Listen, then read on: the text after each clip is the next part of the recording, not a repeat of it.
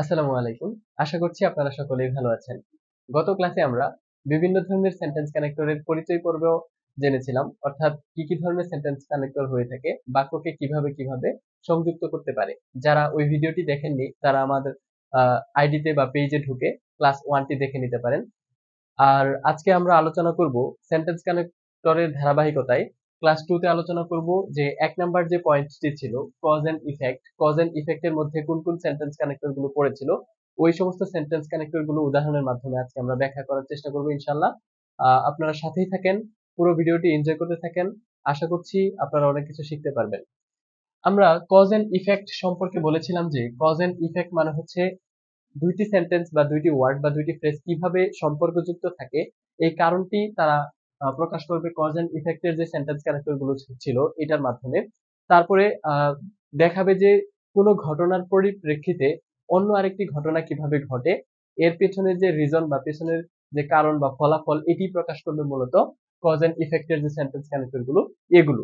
যেমন আমরা একটা উদাহরণ যদি এরকম বলি যে এক্সাম্পল যদি আমরা দেই, দ্য কার ওয়াজ ব্রোকেন, আমরা একটা গ্যাপ রেখে দিলাম, দ্য কার ওয়াজ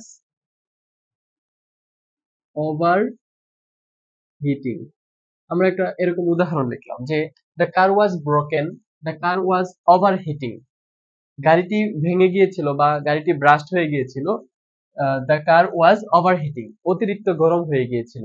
তাহলে আমরা এখানে যদি একটা কজ বসাই দিই যে কারণ, ওই গাড়িটি অতিরিক্ত গরম হওয়ার কারণে গাড়িটি ব্রাস্ট হয়ে গেছিল বা ভেঙে গিয়েছিল, তাহলে আমরা এখানে বসাতে পারি না because because the car was broken because the car was overheating. তাহলে আমরা এখানে একটা কজ এন্ড ইফেক্টের সেন্টেন্স কানেক্টর বসিয়ে বাক্যটাকে পরিপূর্ণ করতে পারলাম। ঠিক আছে, এইভাবেই মূলত কজ এন্ড ইফেক্টের যে সেন্টেন্স কানেক্টর গুলো আছে এগুলো কাজ করে থাকে। আমরা কজ এন্ড ইফেক্টের যে সেন্টেন্স কানেক্টর গুলো ছিল এগুলো এখন একটু বোর্ডে লিখে ফেলি, তাহলে উদাহরণ দেওয়া খুবই সহজ হবে। সেন্টেন্স কানেক্টর গুলো কি কি ছিল আমি গত ক্লাসে বলেছিলাম যে কজ এন্ড ইফেক্টের যে সেন্টেন্স কানেক্টর গুলো ছিল এগুলো আপনারা কাইন্ডলি মুখস্থ করে ফেলবেন। এই সেন্টেন্স কানেক্টর গুলো ছিল এরকম যে বিকজ,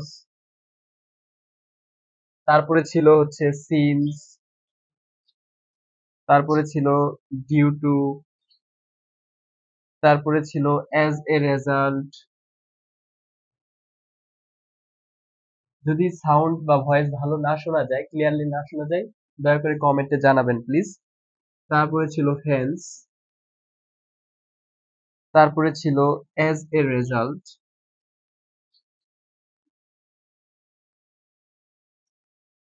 তারপরে ছিল দাস,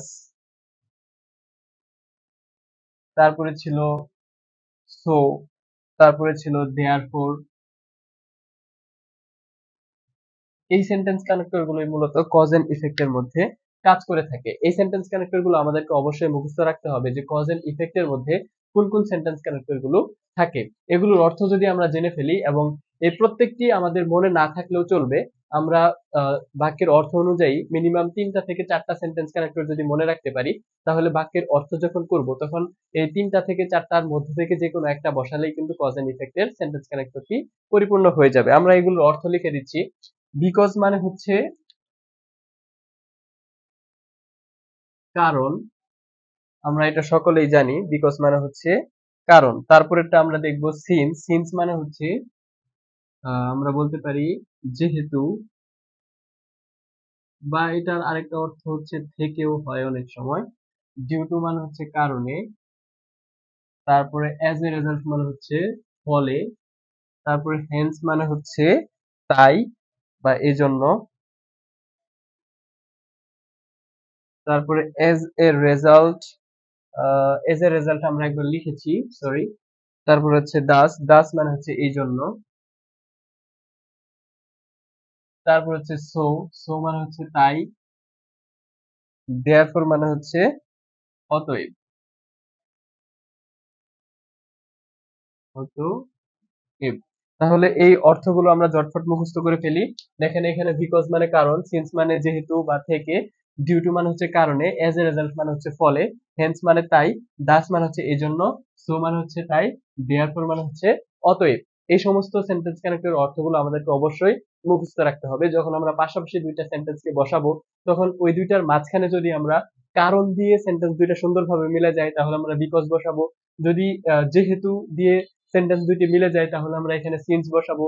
যদি দেয়ারফর দিয়ে বা অতএব কথাটি বসালে আমাদের সেন্টেন্স কানেক্টরটি অথবা সেন্টেন্সটি সুন্দরভাবে মিলে যায় তাহলে আমরা দেয়ারফর বসাবো। ওকে, এই সেন্টেন্স কানেক্টর গুলো আমরা এখন যদি উদাহরণের মাধ্যমে দেখে ফেলি কিভাবে বাক্যের মধ্যে প্রয়োগ হয়। যেমন আমরা এখানে বিকজ এর একটা উদাহরণ দেখি। আমরা যদি এইভাবে লিখি, শি মিসড দ্য বাস, আমরা এখানে একটা গ্যাপ রাখলাম, তারপরে পরবর্তী সেন্টেন্সটা লিখলাম, শি ওভার স্লেপ্ট বলতে পারি আমরা, overslept. She missed the bus, সে বাসটি মিস করেছিল। শি ওভার স্লেপ্ট, সে অতিরিক্ত ঘুমিয়েছিল। তাহলে অতিরিক্ত ঘুমানোর কারণে সে বাসটি মিস করেছিল। তাহলে আমরা এখানে বিকজ বসাতে পারি, বিইসিএইউএসই, because. She missed the bus because she over slept. দুইটি বাক্য খুব সুন্দরভাবে কানেক্ট হয়ে গেল। আমরা আরো একটা উদাহরণ যদি বলি, দেখেন আরো একটা উদাহরণ আমি লিখতেছি, since it was raining heavily, since it was raining heavily, we decided to stay home. তাহলে দেখেন এখানে এই যে সিন্স কথাটি, সিন্স আমরা যদি এই বাক্যটুকু আলাদা করে দেই, it was raining heavily, we decided to stay home. অনেক বৃষ্টি হচ্ছিল বা এক নাগাতার বৃষ্টি হচ্ছিল, we decided to stay home, আমরা বাসায় থাকার সিদ্ধান্ত নিয়েছিলাম।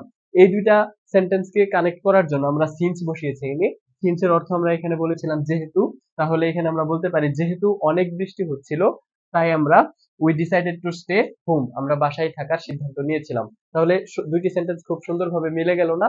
এটাই হচ্ছে এখানে সেন্টেন্স কানেক্টরটা কাজ করলো। এভাবে এজ এ রেজাল্ট থাকতে পারে, ডিউ টু থাকতে পারে, আমরা এখানে ডিউ টু দিলেও কিন্তু হয়ে যেত। She miss the bus due to she oversleep বা অতিরিক্ত ঘুমানোর কারণে সে বাসটি মিস করেছিল। তারপরে এজ এ রেজাল্ট আমরা এখানে দিতে পারি she overslept, as a result she missed the bus. তাহলে এইভাবেই কিন্তু কজ এন্ড ইফেক্টের সেন্টেন্স কানেক্টর গুলো বাক্যের মধ্যে আসলে বসে এবং আমরা এইভাবেই দুইটি সেন্টেন্সকে, কজ এন্ড ইফেক্টের দুইটি সেন্টেন্সকে এই ধরনের কানেক্টরস গুলো ব্যবহার করে খুব সহজেই কানেক্ট করতে পারি। ঠিক আছে, আমরা পরবর্তী ক্লাসে ইনশাআল্লাহ সেন্টেন্স কানেক্টরের ক্লাস 3 তে অবশ্যই অপিনিয়ন এবং যে কন্ট্রাস্ট কম্পারিজনের সেন্টেন্স কানেক্টর গুলো আছে এগুলো নিয়ে কথা বলবো। সে পর্যন্ত সকলেই ভালো থাকেন, সুস্থ থাকেন। আসসালামু আলাইকুম।